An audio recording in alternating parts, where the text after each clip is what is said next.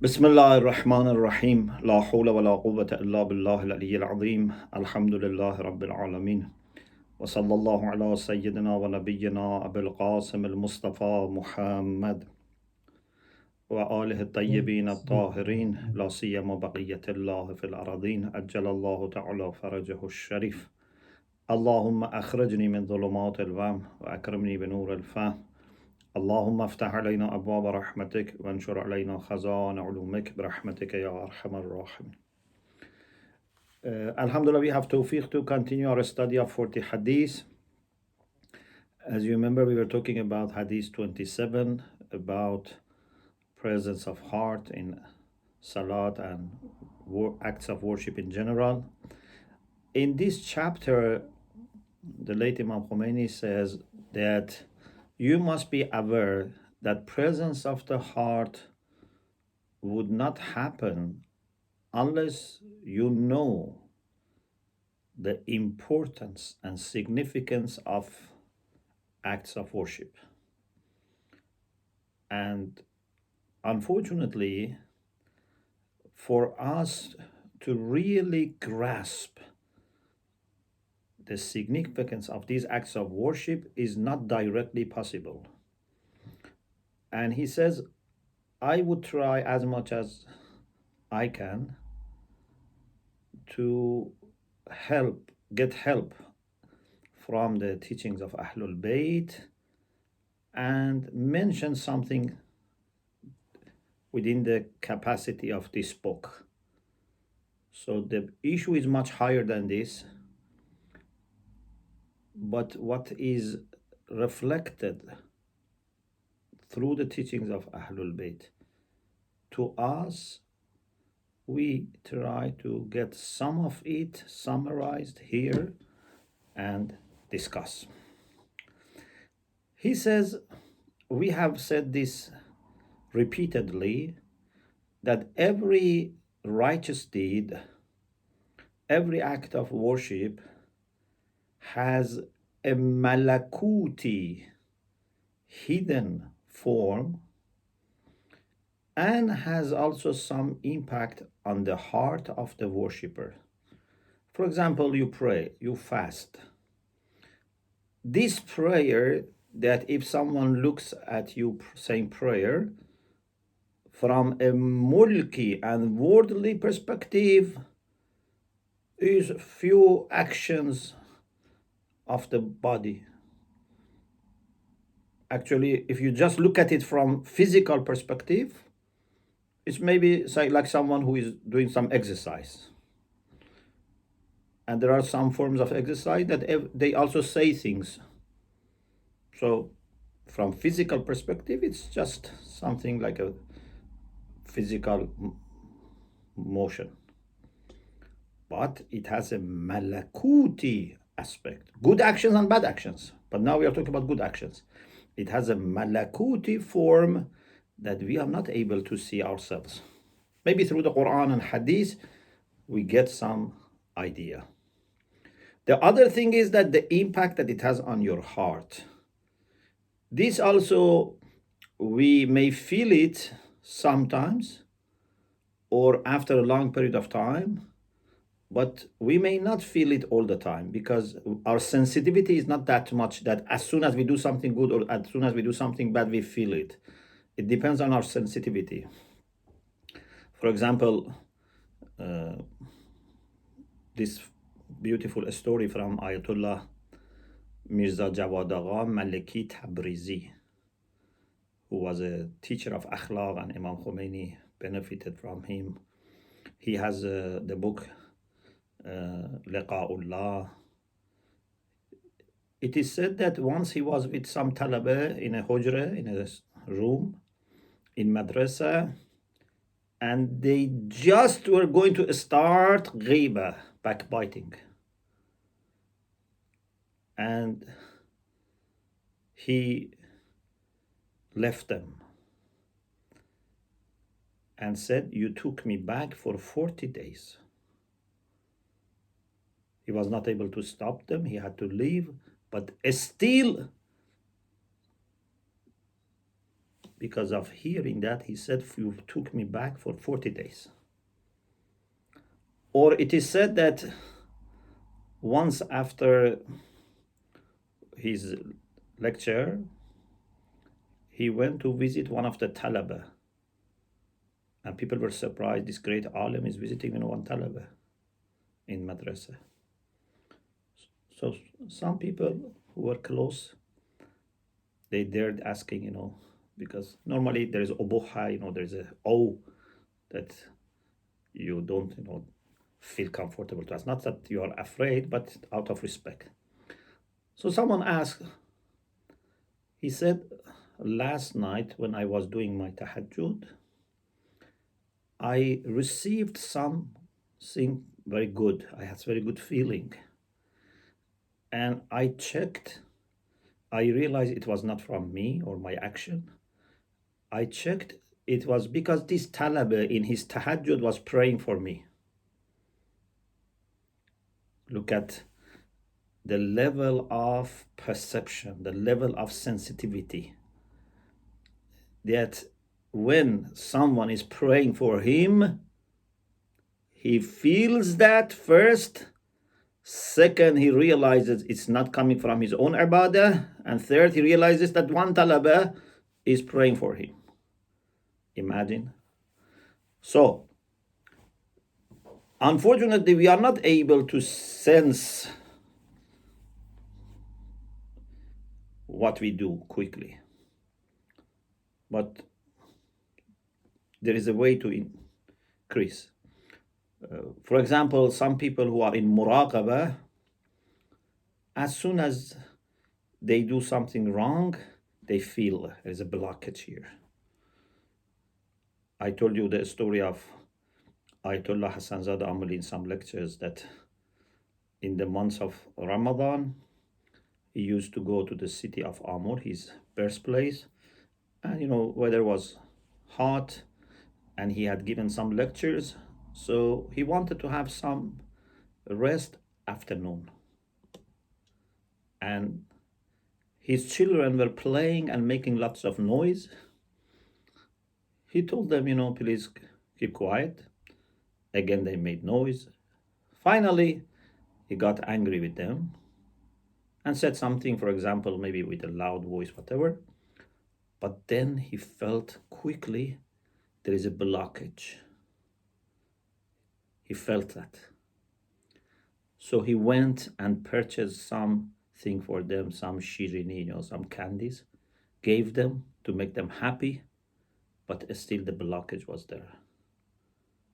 Then he traveled, maybe next day, I don't know when, to another city to meet brother of Allama Tabatabai, who was known as Marhum Ilahi. He was brother of Allama. They studied together in Najaf. He was a very spiritual person. And in self-knowledge, I have mentioned about him in the chapter about the spirit. So he says, Ayatollah Hassanzada Amuli, and I myself listened to him on TV. He said, when I knocked the door and my teacher came, without me saying anything, my teacher said, I had a message from Ayatollah Qazi Tabatabai. Ayatollah Said Ali Qazi Tabatabai was a teacher of Ayatollah Bahjat Allama Tabatabai and brother of Allama Tabatabai, Ayatollah Uchani, many people. So my teacher said, Ayatollah Hassanzadeh is saying, my teacher Ayatollah Ilahi said, I had a conversation, a message from Ayatollah Said Ali Qadi Tabatabai, who has passed away several years ago, that Aghay Hassanzadeh, who cannot control his anger, how he aspires for high degrees of irfan and nearness to Allah. So, Ayatollah Hassanzadeh, because in muraqabah, he felt it. Because he's in muraqabah, he didn't let it go. He took it seriously. He went, apologized. He purchased for them some sweets, some candies. Still, it was there. Without having any personal car, whatever, with public transport from northern Iran, Amul went to Tehran. From Tehran, maybe to Qom, I don't know, wherever was his teacher at that time. And to his surprise, his teacher is already aware of this. We don't understand these things. But if, for example, I pray many years, maybe little by little I start understanding something. So we have to compensate for our lack of understanding by reading carefully Quran and Hadith and guidance of our ulama, so that we understand about both aspects of ibadah, the malakuti side of ibadah and the impact of ibadah on our heart. Then he starts with malakuti side. He says, heaven for every person is like a plain, for example, like a desert. It's empty. You have to build your heaven. It's a very beautiful concept. You build your heaven. It's not that you take someone and put him in a palace. No. Every brick of your palace in heaven, every tree in the garden of your palace in heaven, everything is something that you have built it in dunya through your good actions. And your own actions also will be embodied and presented to you. Tajassum a'mal. We discussed this in several places, like in self-knowledge, in aqaid. For example, Allah subhanahu wa ta'ala says, فَمَنْ يَعْمَلْ مِثْقَالَ ذَرَّةٍ خَيْرًا يَرَهُ وَمَنْ يَعْمَلْ مِثْقَالَ ذَرَّةٍ شَرًّا يَرَهُ. We say yarah, but means yarahu. You see your good action. You see your bad action, not the result of it, not the reward for it. You see actually your good action or bad action. Some people have thought, no, we don't see the action. They have tried to interpret this ayah by saying something is, meant but not mentioned, like you would see the reward. But no, why we should imagine and suppose something which is not mentioned? We go for the literal meaning, unless there is a problem. The primary assumption is that whatever is said, it is meant. When it said, "Man ya'mal mithqala dharratin khayran yarahu," whoever does a particle of good would see it. Why? You mean something else. You add something else. And the famous hadith, for example, that someone was saying La ilaha illallah and a tree was being planted, and when he was stopping, the tree was not planted. That was a kind of mukashafa, or a kind of dream. I don't remember exactly what was the text that happened, and showed that when you are saying zikr, you are making a new tree. Every la ilaha illallah is like a new tree in your garden.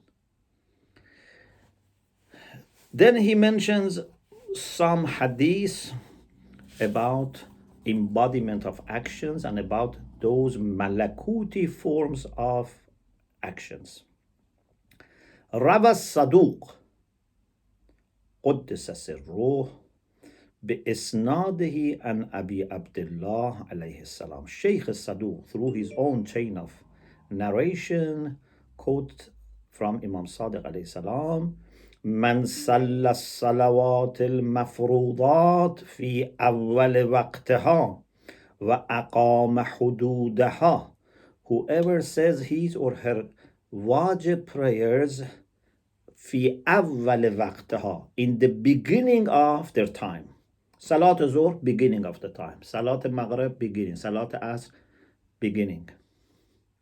وأقام حدودها, and takes care of all the details, conditions, everything properly.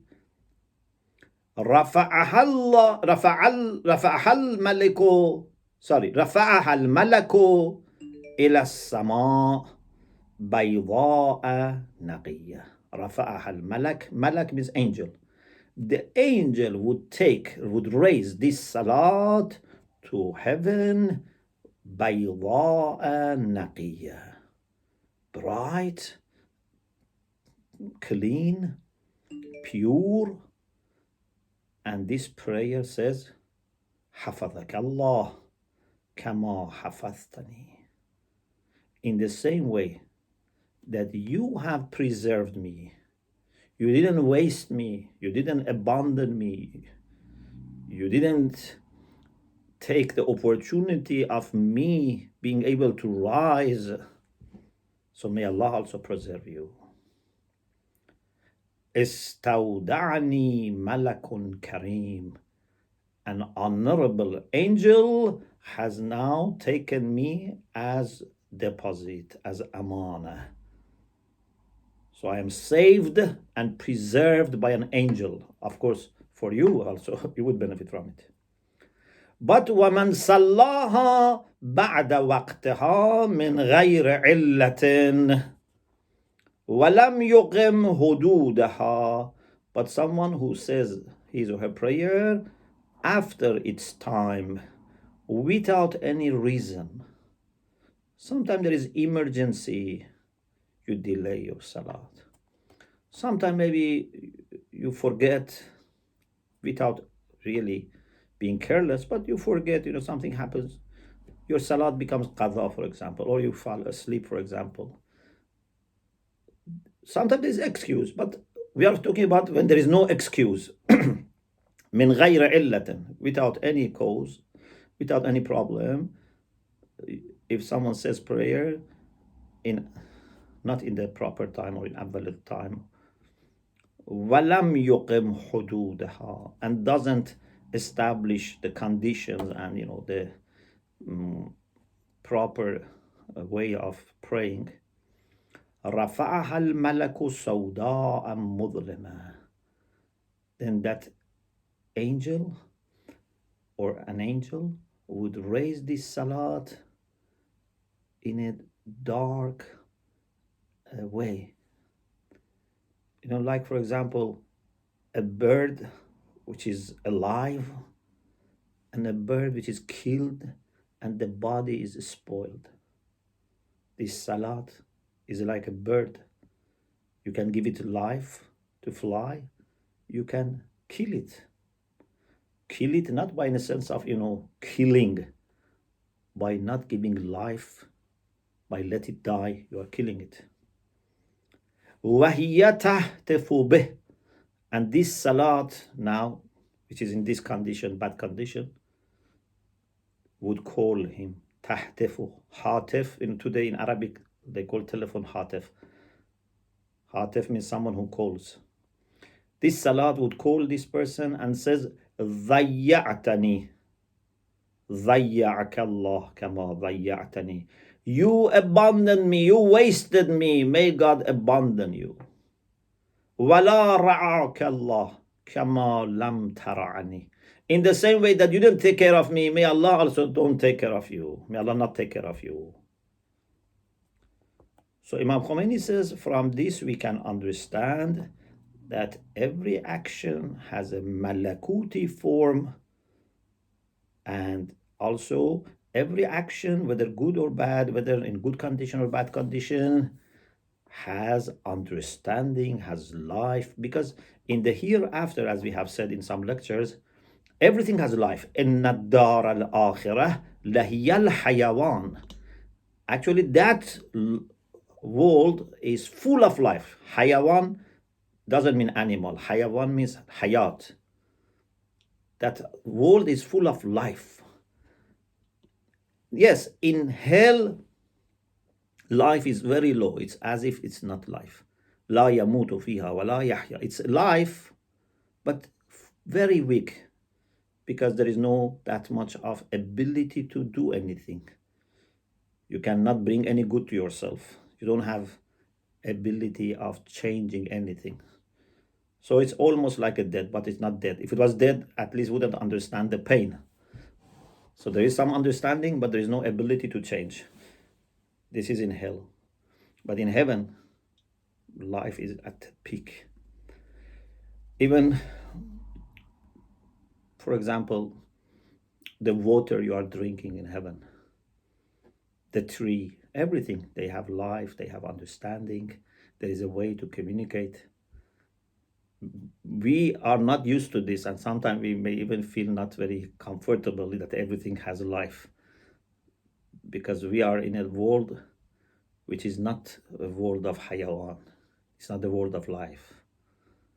But actually, how great it would be that you have a way of communicating to everything and seeing them praising Allah, doing tasbih of Allah, showing positive reaction to you. Everything becomes like a friends. So that's heaven. So this hadith, in addition to showing that actions have malakuti form, also shows that they have life and things which are properties of life, like understanding, talking. Then he quotes from Al-Kafi, Sheikh Kulayni, بإسناده عن أبي عبد الله. Sheikh Kulayni, through his own chain of narration, narrates from Imam Sadiq alayhi salam في حديث طويل, in a long hadith. إذا بعث الله المؤمن من قبره, when Allah subhanahu wa ta'ala resurrects a believer from his or her grave, خرج معه مثال يقدم أمامه. A mithal, a barzakhi body would come from his grave or her grave and would go in front of him or her. كلما يرى المؤمن حولا من أحوال يوم القيامة. Hawl with ha means fear. Whenever this person is faced with a fearful thing, with a danger, with a risk, especially because you are not familiar with that world, everything can be sometimes worrying you and frightening you. You know, when you go to another country, if you don't know the language, if you don't know any person, you don't know their custom, it's very worrying. What are they going to do? What are they going to ask me? So in the hereafter, there are things which are really dangerous, and there are things which may not be really dangerous, but we are worried because we don't know. We have no experience. Anyway, whenever this movement is seeing a fear, or it means something which is bringing fear, this methal, this reality which has life is like a, for example, human being or something which has life. We say like a human being because we don't understand how to say, in the discussion about Quran, I have said that when we say Quran comes as a human being, which is very beautiful, this is a way to explain that it has life, it has understanding.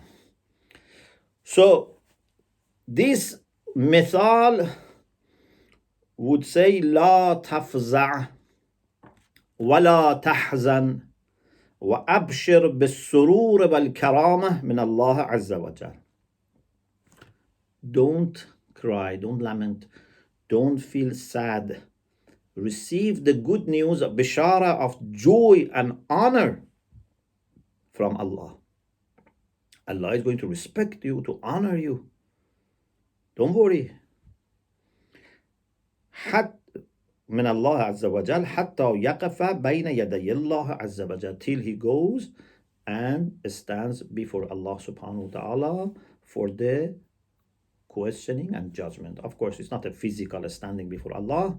Means there is a mawqif, there is a condition, there is a situation that this person has to answer and would be in the nearest position with Allah subhanahu wa ta'ala in that realm.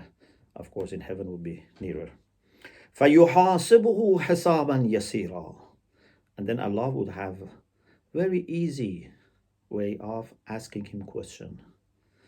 Sometimes a student, and he's very good student, hardworking, serious, nice, well-behaved, very polite, but for some reason was not able to prepare himself for exam. Maybe was ill, maybe was traveling, they had some issue in the family, that. But his background. So you ask him very easy questions so that he can answer. Sometimes maybe even you repeat the question. Sometimes maybe you give a clue. So for some people, Allah makes hisab yasir and easy. Ask things which are very easy, doesn't make it too difficult, too detailed. But for some people, Allah makes it very difficult.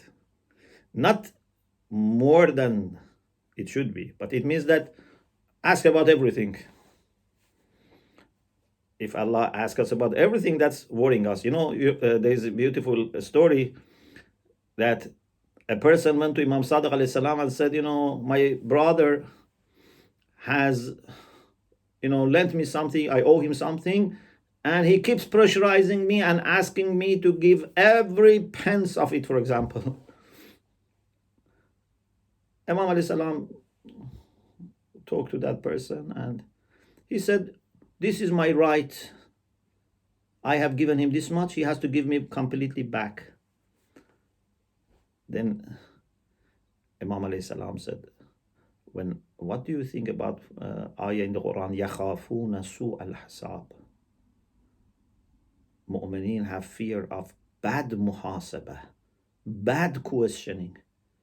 Do you think it means that Allah is going to ask something that it's not his right? Allah is going to ask them, for example, something which is not right to be asking, something which is, na'udhu billah, for example, unjust to ask? No. Su'ul hisab is when Allah asks you about everything that you have done or you have failed. That is, justice of Allah is for us su'ul hisab. When there is no mercy, when there is no favor, there is no fadl, and he asks about everything, this is su'ul hisab.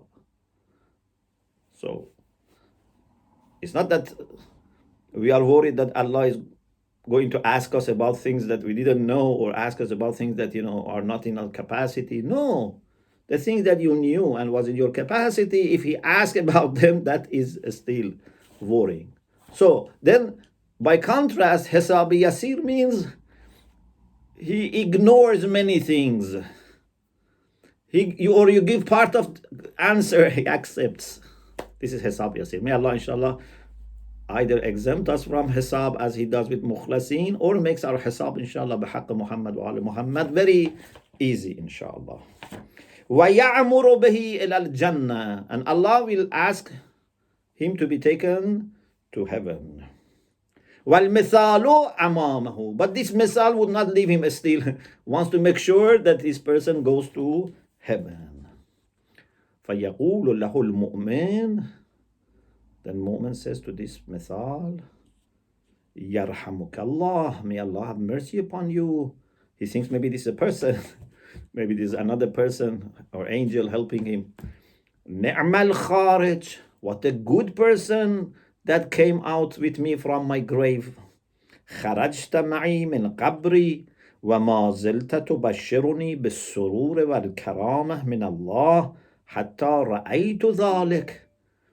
You came with me from my grave, and when I was very worried, you kept, giving me hope, bashara, till alhamdulillah, I saw it myself. So it means there was a period of waiting and, not knowing what is going to happen. You have no experience.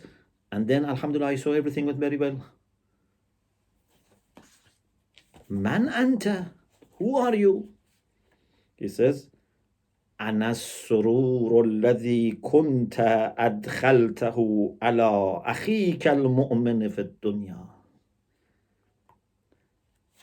I am the joy, the happiness that you brought to the heart of your brother, your mu'min brother or mu'min sister, doesn't make difference, in dunya.